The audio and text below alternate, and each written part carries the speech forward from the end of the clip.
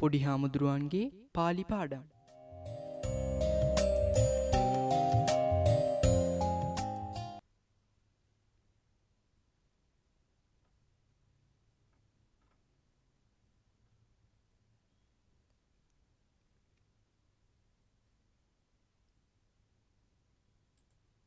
ආයුබෝවන් තෙරුවන් සරණයි.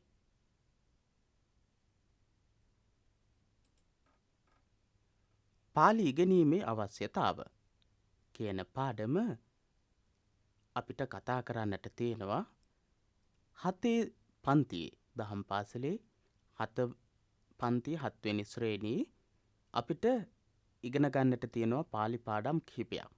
7 පන්තියේදී තමයි දහම් පාසලේ පාලි පාඩම් ආරම්භ කරන්නේ. ඉතින් ඉස්සෙල්ලාම අපි ඇයි පාලි පාඩම් ඉගෙන ගන්නට ඕන? අපිට පාලි ඉගෙන ගත්තම තියෙන වාසි මොනවද? ලැබෙන දේවල් මොනවද කියලා අපි දැනගෙන ඉන්න ඕන. ඒක දැනගන්න තමයි 7 වෙනි ශ්‍රේණියේ හැඳින්වීම කියන පාඩමේදී අපිට කියලා දීලා තියෙන්නේ. පළවෙනි පාඩම දෙවෙනි පාඩම විදිහට ඉගෙන ගන්න එක විතරක් නෙවෙයි අනිවාර්යයෙන්ම අපි මේ හැඳින්වීම පාලි ඉගෙනීමේ අවශ්‍යතාවය කියන එක පිළිබඳව ඉගෙන ගන්නට ඕන. අපි බලමු පාලි භාෂාව ඉගෙනීමේ අවශ්‍යතාවය මොකක්ද කියලා. 7 ශ්‍රේණියේ ඉන්න දුවදරුවන්ට පාලි භාෂාව පිළිබඳව දැනුමක් නැහැ. ඉතින් බලමු අපි මේ පාලි භාෂාව කියන්නේ මොකක්ද කියලා. කුමන රටක සමාජයක වුවත් සියලු මිනිස්යෝම කිසියම් ආගමක් අදහති. ආගම ඇදහීමේදී ශ්ලෝක, ස්තෝත්‍ර, යාඥා ආදිය ගායනා කරති. ඕනෑම රටක සමාජයක ඉන්නට පුළුවන් ආගමික ඇදහීම් කරන පිරිසක්. හැම රටකම ඉන්නවා ආගමක් අදහන වන්දනාමාන කරන එවිදිහේ පුද පූජා පවත්වන එවිදිහට කටයුතු කරන පිරිසක් ඉන්නවා. ආගමික සංකල්පත් එක්ක ආගමක් ඉගෙන ගන්න ආගමකට අනුව කටයුතු කරන පිරිසක් ඉන්නවා. ආගම ඇදහීමේදී ඒ ආගම් අදහනකොට ශ්ලෝක, ස්තෝත්‍ර, යාඥා මේ කියන දේවල් පාවිච්චි කරනවා. ඉතින් ඒ සෑම ආගමික ගායනයක්ම ඒ ආගමට ආවේනික භාෂාවෙන්ම ගායනා කරති. අපි කිව්වා ශ්ලෝක ගායනා කරනවා කියලා, ස්තෝත්‍ර ගායනා කරනවා කියලා, යාඥා ගායනා කරනවා කියලා. ඉතින් මේ හැම එකක්ම ගායනා කරන්නේ මේ අයට ආවේනික වෙච්ච භාෂාවෙන්. ආවේනික භාෂාවෙන් තමයි මේවා ගායනා කරන්නේ. ආවේනික භාෂාව කියලා කියන්නේ ඒ අයට ආවේනික වෙච්ච භාෂාවක්. මේ ඉන්නේ බ්‍රාහ්මණික පිරිසක්. ඒ අය විශේෂයෙන්ම සංස්කෘත භාෂාව තමයි පාවිච්චි කරලා තියෙන්නේ. ආගමික ඉගැන්වීම් වල නරස්යාභරණං රූපං, රූපස්යාභරණං ගුණഃ, ගුණස්යාභරණං ඥානං, ඥානස්යාභරණං සමා මේ විදිහට මේ අය ගායනා කරලා තියෙනවා. ඉතින් තවත් බොහෝ ගායනාවන් මේ අය කරලා තියෙනවා. ඒ වගේම යාඥා කරද්දිත් ඒ විදිහට පාවිච්චි කරනවා. මේ අපිට කියන්නට ඕන, අපි ඉගෙන ගන්නට ඕන මේ ආගමික අවස්ථාවලදී ශ්ලෝක, ස්තෝත්‍ර, යාඥා කියන හැම එකක්ම ගායනා කරන්නේ ඒ අයට ආවේනික වෙච්ච භාෂාවෙන්. ඉතින් අපිට වැදගත් වෙන කරුණු ඊට පස්සේ කියලා දෙනවා. මහින්දාගමනයත් සමග මෙරට වාසී වූ අපි තෙරුවන් සරණ ගියෙමු. මහින්දාගමනයත් සමග මෙරට වාසී වූ අපි තෙරුවන් සරණ ගියෙමු. අපි මේ වෙනකොට තෙරුවන් කියන්නේ කවුද කියලා, මොනවද කියලා අපි දන්නවා. බුද්ධ රත්නය, ධම්ම රත්නය, සංඝ රත්නය. බුද්ධ රත්නය, ධම්ම රත්නය සහ සංඝ රත්නය අපි සරණ ගිහිල්ලා ඉන්නවා. ඒක සිද්ධ වෙන්නේ මහින්දාගමනයත් සමගම. මිහිඳු මහරහතන් වහන්සේ ලංකාවට වැඩම කළාට පස්සේ තමයි අපි තෙරුවන් සරණ ගියේ. අපේ ආගමික භාෂාව පාලි නාමයෙන් හැඳින්වේ. මිහිඳු හාමුදුරුවෝ ඇවිල්ලා අපිට හඳුන්වලා දුන්නු භාෂාව බුදුරජාණන් වහන්සේ ධර්මයේ දේශනා කරපු භාෂාව. මේ භාෂාවට කියනවා පාලි භාෂාව කියලා. පාලි භාෂාව කියලා. මාගධී භාෂාව බුද්ධ භාෂාව කියලා කියනවා. බුදුරජාණන් වහන්සේගේ ධර්මයේ දේශනා වෙලා තියෙන භාෂාව නිසා බුද්ධ භාෂාව කියලා කියනවා. මාගධී භාෂාව කියලා කියනවා. පාලි භාෂාව කියලා කියනවා. ඉතින් මේ පාලි භාෂාව තමයි අපේ ආගමික භාෂාව වෙන්නේ. බෞද්ධ ආගමික භාෂාව පාලි භාෂාව. සිංහලයා බුදුදහම හදාරන්නේ පතපොත ලියන්නේත්.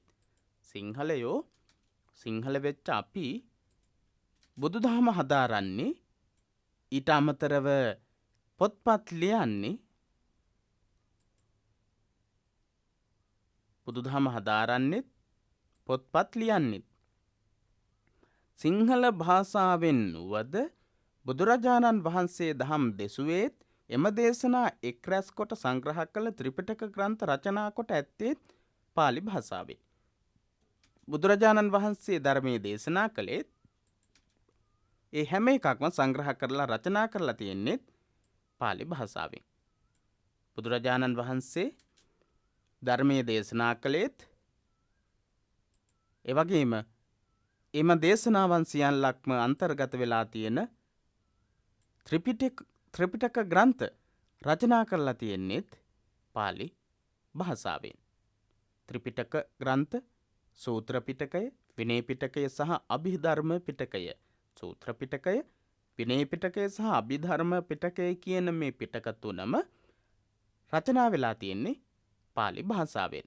බුදුරජාණන් වහන්සේ ධර්මයේ දේශනා කළෙත් ඒ වගේම ඒ දේශනා කරපු ධර්මය පළවෙනි ධර්ම සංගායනාව, දෙවෙනි ධර්ම සංගායනාව, තුන්වෙනි ධර්ම සංගායනාව කියන අවස්ථා තුනේදීම සංග්‍රහ කරලා සංස්කරණය කරනවා. ඒ සංස්කරණය කරන්නේ, සංග්‍රහ කරන්නේ, රචනා කරන්නේ පාලි භාෂාවෙන්. ඉතින් අපි බලමු ඒ වගේ අවස්ථාවක් මේ විදිහට මේ තියෙන්නේ සූත්‍ර පිටකයේ දීඝනිකායේ සීලක්ඛන්ධ වග්ගය. සුත්ත පිටකයේ දීඝනිකායෝ සීලක්ඛන්ධ වග්ගෝ. ඔබට පේනවා ඇති. දීඝනිකායෝ සුත්ත පිටකයේ දීඝනිකායෝ සීලක්ඛන්ධ වග්ගෝ. නමෝ තස්ස භගවතු අරහතෝ සම්මා සම්බුද්දස්ස. බ්‍රහ්මජාල සූත්‍ර දේශනාව. ඒවං මේ සුතං ඒකං සමයං භගවා අන්තරාචරාච ගහං අන්තරාච නාලන්දං අන්දාන මග්ග පටිපන්නෝ හෝති. ඒ විදිහට අපිට ඉගෙන ගන්නට පුළුවන්. අපි ඒවා පිළිබඳව නෙවෙයි දැන් සාකච්ඡා කරන්නේ. මේ තිබුණේ පාලි භාෂාවෙන්. අපි කිව්වා ත්‍රිපිටක ග්‍රන්ථ රචනා කරලා තියෙන්නේ පාලි භාෂාවෙන් කියලා. ත්‍රිපිටකයට ලියූ අටුවා ග්‍රන්ථත් ත්‍රිපිටකයට ලියනවා දීඝනිකාය අට්ඨකථා, විනය අට්ඨකථා, ওই විදිහට අට්ඨකථා ලියලා තියෙනවා. ඒ අට්ඨකථා හැම එකක්ම ලියලා තියෙන්නේ පාලි භාෂාවෙන්. ත්‍රිපිටකය පාලි භාෂාවෙන් ලියලා තියෙනවා. බුදුරජාණන් වහන්සේ ධර්මයේ දේශනා කළේ පාලි භාෂාවෙන්. ත්‍රිපිටකයට ලියපු අට්ඨකථා ලියන්නේ පාලි භාෂාවෙන්. රසවාහිනී වැනි සාහිත්‍ය කෘතීන්, රසවාහිනී වගේ සාහිත්‍ය කෘති. රසවාහිනී කියලා කියන්නේ පාලි සාහිත්‍ය කෘතියක්. මේ කෘතිය රචනා වෙන්නේ පාලි භාෂාවෙන්. මහා වංශාදී වංශ කතා, මහා වංශයේ, දීප වංශයේ වගේ වංශ කතා ලියවෙන්නේත් මේ අපි සාකච්ඡා කරමින් ඉන්න භාෂාවෙන්මයි. ඒ භාෂාව තමයි පාලි භාෂාව. ත්‍රිපිටකයට ලියපු අටුවා, ත්‍රිපිටකය, ඒ වගේම රසවාහිනිය වගේ සාහිත්‍ය කෘති, මහා වංශය වගේ වංශ කතා. එතරක් නෙවෙයි, ඊට පස්සේ තවත් විශේෂ කාරණයක් අපිට කියනවා. ඒ කාරණය තමයි මේ තියෙන්නේ. මෙරට සිංහල භාෂාවේ හා සාහිත්‍ය පෝෂණයටද පාලි භාෂාව බලපා ඇත. මෙරට සිංහල භාෂාවේ හා සාහිත්‍ය පෝෂණයටද පාලි භාෂාව බලපා ඇත. පාලි භාෂාව ඇත්තටම බලපාලා තියෙනවා සිංහල භාෂාව පෝෂණය වීමට. සිංහල භාෂාවේ තියෙන ගොඩක් වචන නිර්මාණය වීමට පාලි භාෂාව සහ සංස්කෘත භාෂාව කියන දෙකම උපයෝගී වෙලා තියෙනවා. ඉතින් විශේෂයෙන්ම පාලි භාෂාව සිංහල භාෂාව සංවර්ධනයට හේතු වෙලා තියෙනවා. ඔබට පේනවා භික්ෂූන් වහන්සේ නමක් අතේ තියාගෙන ඉන්නවා ග්‍රන්ථයක්. පුස්කොළ පොතක් තමයි උන්වහන්සේ අතේ දරාගෙන සිටින්නේ.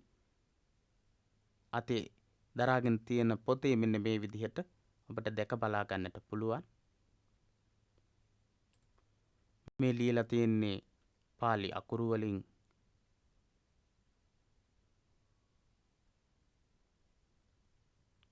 හෝ වෙනත් භාෂාවකින් රචනා කරලා තියෙන අකුරු. ඉතින් මේ විදිහට පොත්පත්වල රචනා කළා පාලි භාෂාවෙන් තමයි ඒ ත්‍රිපිටක ග්‍රන්ථ රචනා කළේ. බෞද්ධ වූ අපි තෙරුවන් සරණ ගොස් පන්සිල්, අටසිල්, දසසිල් සමාදන් වෙමු. අපි තෙරුවන් සරණ යනවා.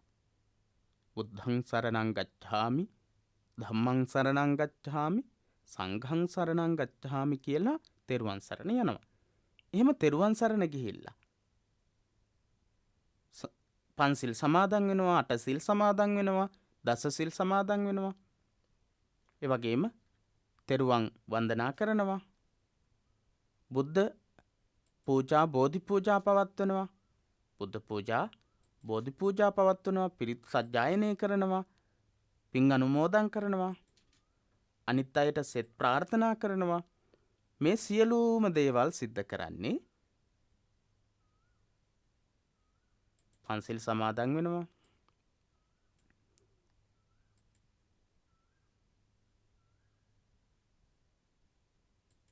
මේ හැම එකක්ම අපි කරන්නේ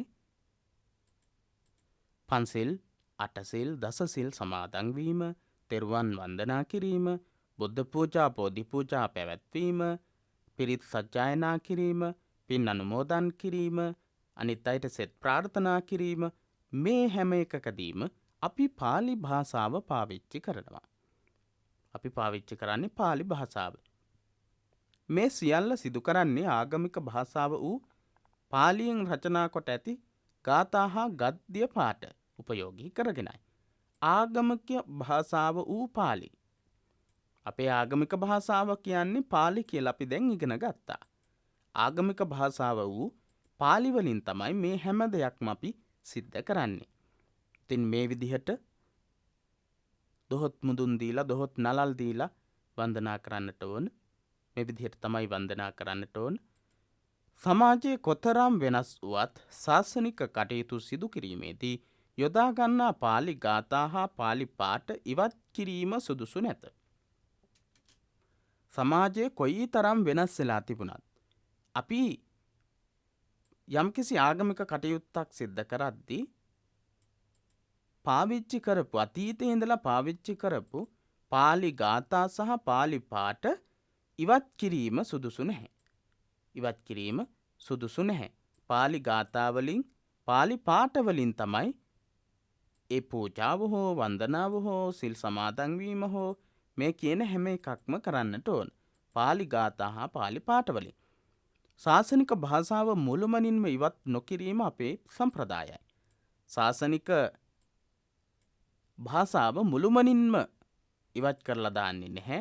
සාමාන්‍ය අවශ්‍ය වෙලාවලදී අපි සිංහල මාධ්‍යයට පෙරලාගෙන සිංහල භාෂාවෙන් ගාථාවල අර්ථ ප්‍රකාශ කිරීම, එහෙම නැත්නම් වන්දනා කටයුතු වලදී කවි පාවිච්චි කිරීම, සිංහල කවි පාවිච්චි කරනවා. ඒ විදිහේ ක්‍රමවේද අනුගමනය කළාට ප්‍රශ්නයක් නැහැ. සම්පූර්ණ වශයෙන්ම පාලි භාෂාව ගාථා හෝ පාඨ වශයෙන් තියෙන පාලි භාෂාවේ ආගමික ඉගැන්වීමට අයිති දේවල් ඉවත් කරන්නට හොඳ නැහැ. දහම් පාසල් නව විෂය නිර්දේශයේ යටතේ පාලි පාඩම් සකස් කිරීමේදී ගැඹුරු ලෙස පාලි ව්‍යාකරණය හැදෑරීමට වඩා දෛනික ජීවිතයේ ශාසනික කටයුතු වලදී භාවිත කරන වන්දනා ගාථා හා තෙරුවන් ගුණ පාඨ ආදී ඇසුරින් සරල දැනුමක් ලබා ගැනීමට මඟ පෙන්වීමක් කෙරේ. ඉතින් මීට කලින් තිබුණු පාලි පාඩම් වල තිබුණට වඩා දැන් මේ වතාවේදී පාඩම් නිර්මාණය කරලා තියෙන විදිහ ඉතාමත් හොඳට නිර්මාණය කරලා තියෙනවා. ඉතින් ඒ නිර්මාණය කරපු පාඩම් වලින් අපේක්ෂා කරනවා මෙන්න මේ කියන දේවල්. දහම් පාසල් නව විෂය නිර්දේශය යටතේ පාලි පාඩම් සකස් කරනකොට අවධානය යොමු කරලා තියෙන්නේ පාලි ව්‍යාකරණය හැදෑරීමට වඩා දෛනික ජීවිතයේදී එදිනෙදා ජීවිතයේ දිනපතා පාවිච්චි කරන ශාසනික කටයුතු වලදී භාවිත කෙරෙන වන්දනා ගාථා හා තෙරුවන් ගුණ පාඨ ආදිය ආශ්‍රය කරගෙන තමයි පාඩම් ගොඩක් නිර්මාණය වෙලා තියෙන්නේ. ඉතාමත් ලස්සන පාඩම් සමූහයක් අපිට ඉගෙන ගන්නට තියෙනවා. හරිම ලස්සන භාෂාවක්, හරිම ලස්සනට අපිට ඉගෙන ගන්නට පුළුවන් විදිහට තමයි මේ පාලි පාඩම් ටික නිර්මාණය කරලා තියෙන්නේ. ඒ නිසා අපි සූදානම් වෙන්නේ මේ පාලි පාඩම් ටික සාකච්ඡා කරන්නට. පාලි භාෂාව ප්‍රගුණ කිරීමේදී ඊට අයත් ගාථා හා පාලි පාඨ ශබ්ද නගා කියවීමත් නිවැරදි උච්චාරණය කිරීමත් අත්‍යවශ්‍යයි. අනිවාර්යයෙන්ම හොඳට මතක තියාගන්නට ඕන පාලි ගාථා හා පාලි පාඨ ශබ්ද නගලා කියවන්නට ඕන. ශබ්ද නගලා කියවන්නට ඕන පාලි ගාථා සහ පාලි පාඨ. ඊට පස්සේ අත්‍යවශ්‍යම දෙයක් තමයි නිවැරදිව උච්චාරණය කරන්නට ඕන. පාලි වචන අපි නිවැරදි විදිහට උච්චාරණය නොකළොත් ඒක ලොකු ගැටලුවක්, ඒක ලොකු වරදක්. එහෙනම් අපි හොඳින් මතක තියාගන්නට ඕන ගාථා සහ පාලි පාඨ ශබ්ද නගලා කියවනකොට නිවැරදිව උච්චාරණය කරන්න ඕන. ගොඩක් අය වැරදියට තමයි ගාථා උච්චාරණය කරන්නේ. අපි පාලි පාඩම් ටික සාකච්ඡා කරනකොට හොඳට ඉගෙන ගනිමු. වැඩිහිටියොත් සමහර වෙලාවට වැරදියට තමයි කියන්නේ. ඒ නිසා අපි හොඳට ඉගෙන ගනිමු මේ පාලි ගාථා වලින් පාලි පාඨ වලින් කියන තේරුම් මොනවද, කොහොමද මේවා උච්චාරණය කරන්නේ කියන එක හොඳට ඉගෙන ගනිමු. ඊට පස්සේ ඉස්සරහට අපි අතින් වැරදි වෙන්නේ නැති වේවි. ඒ තුලින් භාෂා ඥානය පමණක් නොව ශ්‍රද්ධාව, රසවින්දනය, ගායන කුසලතාව ආදී පෞරුෂාංග පෝෂණය සිද්ධ වෙනවා. ඉතින් දහම් පාසල් තරඟ විභාග එවැගේම තරඟ පැවැත්වෙනවා, සිසු නිපුණතා තරඟ පැවැත්වෙනවා. එතනදී අනිවාර්යයෙන්ම ශ්‍රද්ධාව ජනිත කරවන විදිහටද මේ දරුවා ගාථාව ගායනා කරන්නේ කියලා පරීක්ෂා කරලත් බලනවා. එවැගේම ආගමික කටයුතු සිද්ධ කරද්දිත් අපිට ඒක වැදගත් වෙනවා. එවැගේම ගායන කුසලතා එක එක ගාථාව ගායනා කිරීමේදී පාවිච්චි කරන සාම්ප්‍රදායික තාල තියෙනවා. ඒ තාලවලට තමයි අපි ගායනා කරන්නට ඕන. එවැගේම ඒ ගාථාවල රසවින්දනයක් තියෙනවා. ඉතාමත් මිහිරි ගායනයක් තමයි පාලි ගාථා ගායනා. ඉතින් පාලි භාෂාව සරලයි. එය කනට මිහිරි, උච්චාරණයට පහසුයි. පාලි භාෂාව විශේෂයි. මොනවටද? පාලි භාෂාව විශේෂයි. පාලි භාෂාව සරල නිසා කනට හරිම මිහිරි. ඒ වගේම උච්චාරණය කරන්න හරිම පහසුයි. එහෙනම් අපි පාලි භාෂාව ඉගෙන ගන්නේ ධර්මය ඉගෙන ගැනීමට, ඉතිහාසය හැදෑරීමට, භාෂා කුසලතා වර්ධනය කර ගැනීමට, චරිත සංවර්ධනයට. ගාථා වලින් ගොඩක් පණිවිඩ අපිට ලබා දීලා තියෙනවා. ලබා දෙනවා. ඉතින් එහෙනම් ධර්මයේ ඉගෙන ගන්නට, ඉතිහාසය හැදෑරීමට, භාෂා කුසලතා වර්ධනයට, චරිත සංවර්ධනයට පාලි භාෂාව අපිට වැදගත් වෙනවා. ගාථා වැදගත් වෙනවා. පාලි පාඨ වැදගත් වෙනවා. පාලි භාෂා ඥානය මහෝපකාරී වෙනවා මෙන්න මේ කියන දේවල් වලට. මෙම පාඩම් මාලාව ක්‍රමානුකූලව හැදෑරීමෙන් දෛනික ජීවිතයේ ඵලදායී කර ගැනීමට වගේම ශාසනික කටයුතු වඩාත් සාර්ථකව සිදු කර ගැනීමටද අවබෝධය හා කුසලතාවය අපිට ලබා ගන්න පුළුවන්. මේ පාඩම් වලදී විශේෂ අවධානය යොමු කළ යුතු කාරණයක් තියෙනවා. ඒ තමයි දීර්ඝ ඒ හා දීර්ඝ ඕ ලිවීමේදී හල් කිරීම දක්වා ඇත. පාඩම් වල දීර්ඝ ඒ සහ දීර්ඝ ඕ ඔබ දන්නවා මේ කියන අකුරු දෙක හල් කිරීම් සහිතව යොදලා තියෙනවා. ඒ සහ ඕ ලිවීමේදී හල් කිරීම් දක්වා නැත. රස්ව ඒ සහ ඕ අකුරු ලියද්දී හල් කිරීම් දක්වලා නැහැ. ගාථා හා පාඨවල හල් කිරීම් යොදා ඇති තැන්වල දීර්ඝ ලෙස උච්චාරණය කිරීමත් හල් කිරීම් යොදා නැති තැන්වල කෙටි ලෙස උච්චාරණය කිරීමත් කළ යුතුයි. ඒකත් මතක තියාගෙන අපි මේ පාඩම් ඉගෙන ගන්නට සූදානම් වෙමු. ඊළඟට අපි ඉගෙන ගන්නවා මේ ලස්සන භාෂාව ඉගෙන ගන්න තියෙන අක්ෂර මාලාවේ තියෙන අකුරු ටික මොනවද කියලා. මොනවද මේ අකුරු ටික කියලා සාකච්ඡා කරනවා. එහෙමනම් දරුවනේ අපි පොඩි හාමුදුරුවන්ගේ පාලි පාඩම් වලින් හරිම මිහිරි පාලි ඉගෙන ගන්නට සූදානම් වෙන්නේ 7 වෙනි ශ්‍රේණියේ පාලි පාඩම්. එහෙනම් ඊළඟ පාඩමින් අපි තවත් තොරතුරු සාකච්ඡා කරමු. ඊළඟ පාඩමේ තියෙන අක්ෂර මාලාවෙන් අපි අකුරු ටික ඉගෙන ගනිමු. දහම් පාසලේ දරුවන් වෙන ඔබ මේ පාඩම් හොඳින් අධ්‍යයනය කරන්න. ඒ වගේම ඊට පස්සේ තියෙනවා ක්‍රියාකාරකම් කරන්නට. අපි ඒ ක්‍රියාකාරකම් කරමින් පාලි පාඩම් ඉගෙන ගනිමු. එහෙමනම් දරුවන් හැමදෙනාටම තෙරුවන් සරණ ප්‍රාර්ථනා කරනවා.